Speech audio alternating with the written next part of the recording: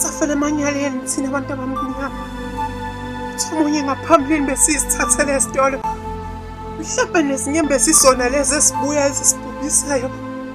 Uthi omunye izindlu sezinamabhizinisi ekuphelile ngakho. Uthi omunye sikhala kakhulu. Nezimoto esizithenge ngezimali ezishisiwe sithola amanzi. Amabhizinisi amathenda sekuyile sekuphelile namhlanje. Uthi omunye ingane yami ifele khona la encane namhlanje sisayibheka siyitholi.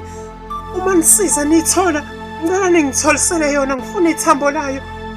Uthi omunye namhlanje abafowethu odadewethu babhizi bayabhequlula abatholi lutho kanti simakade umhlaba ubhubha kungenxa yethu yini nathi nabamnyama saze safa.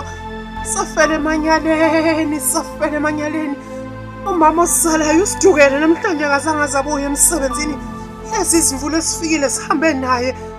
Safela emanyaleni. Ithule likadadewethu lithwele amanzi namhlanje siyolimba. Uthi omunye izimoto zonke zithwele amanzi siyakhala thina. Sisizeke noma ingethambo lakhe yena odukileyo. Safela emalengeni.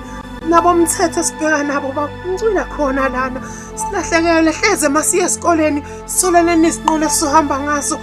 Umama beyodayisa namhlanje akabuyanga.